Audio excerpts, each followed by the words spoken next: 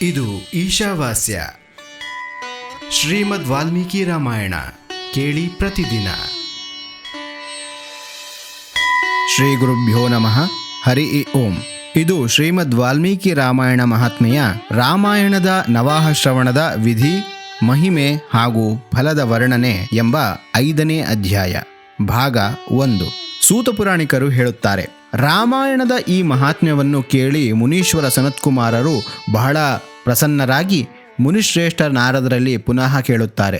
ಸನತ್ಕುಮಾರರು ಕೇಳುತ್ತಾರೆ, ಮುನೀಶ್ವರರೇ, ತಾವು ರಾಮಾಯಣದ ಮಹಾತ್ಮ್ಯವನ್ನು ತಿಳಿಸಿದಿರಿ. ಈಗ ನಾವು ಅದರ ಪಾರಾಯಣದ ವಿಧಿಯನ್ನು ಕೇಳಲು ಇಚ್ಛಿಸುವೆವು. ಮಹಾಭಾಗರಾದ ಮುನಿಯೇ, ತಾವು ತತ್ವಾರ್ಥ ಜ್ಞಾನದಲ್ಲಿ ಕುಶಲರಾಗಿದ್ದೀರಿ. ಆದ್ದರಿಂದ ಅತ್ಯಂತ ಕೃಪಾಪೂರ್ವಕ ಈ ವಿಷಯವನ್ನು ಯಥಾರ್ಥವಾಗಿ ತಿಳಿಸಿರಿ. ಆಗ ನಾರದರು ಹೇಳಿದರು, ಮಹರ್ಷಿಗಳೇ, ನೀವು ಏಕಾಗ್ರಚಿತ್ತರಾಗಿ ಸಮಸ್ತ ಲೋಕಗಳಲ್ಲಿ ವಿಖ್ಯಾತರಾದ ರಾಮಾಯಣದ ಶ್ರವಣದ ವಿಧಿಯನ್ನು ಕೇಳಿರಿ. ಅದು ಸ್ವರ್ಗ ಮತ್ತು ಮೋಕ್ಷ ಸಂಪತ್ತನ್ನು ವೃದ್ಧಿಗೊಳಿಸುವುದು. ನಾನು ರಾಮಾಯಣ ಕಥೆಯ ಶ್ರವಣ ವಿಧಿಯನ್ನು ತಿಳಿಸುವೆನು, ನೀವು ಕೇಳಿರಿ.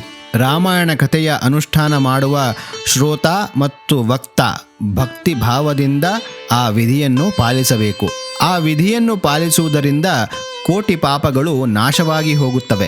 ಚೈತ್ರ, ಮಾಘ, ಕಾರ್ತೀಕ ಮಾಸಗಳಲ್ಲಿ ಶುಕ್ಲ ಪಕ್ಷದ ಪಂಚಮಿಗೆ ಕಥೆಯನ್ನು ಪ್ರಾರಂಭಿಸಬೇಕು. ಮೊದಲಿಗೆ ಸ್ವಸ್ತಿವಾಚನ ಮಾಡಿ ಮತ್ತೆ ನಾವು 9 ದಿನಗಳವರೆಗೆ ರಾಮಾಯಣದ ಅಮೃತಮಯ ಕಥೆಯನ್ನು ಕೇಳುವೆವು ಎಂದು ಸಂಕಲ್ಪ ಮಾಡಬೇಕು. ಮತ್ತೆ ಭಗವಂತನಲ್ಲಿ ಹೀಗೆ ಪ್ರಾರ್ಥಿಸಬೇಕು, ಶ್ರೀರಾಮ, ಇಂದಿನಿಂದ ಪ್ರತಿದಿನ ನಾನು ನಿನ್ನ ಅಮೃತಮಯ ಕಥೆಯನ್ನು ಕೇಳುವೆನು.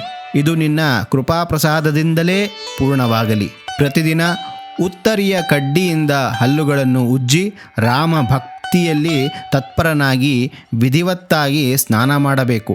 ತನ್ನ ಇಂದ್ರಿಯಗಳನ್ನು ಹತೋಟಿಯಲ್ಲಿಟ್ಟುಕೊಂಡು ಬಂಧು ಬಾಂಧವರೊಂದಿಗೆ ಕಥೆಯನ್ನು ಕೇಳಬೇಕು. ಮೊದಲು ತನ್ನ ಕುಲಾಚಾರಕ್ಕನುಸಾರವಾಗಿ ದಂತಧಾವನ ಪೂರ್ವಕ ಸ್ನಾನ ಮಾಡಿ ಬಿಳಿ ವಸ್ತ್ರವನ್ನುಟ್ಟು ಶುದ್ಧವಾಗಿ ಮನೆಗೆ ಬಂದು ಮೌನ ಭಾವದಿಂದ ಕೈಕಾಲು ತೊಳೆದು ಆಚಮನ ಮಾಡಿ ನಾರಾಯಣನನ್ನು ಸ್ಮರಿಸಬೇಕು.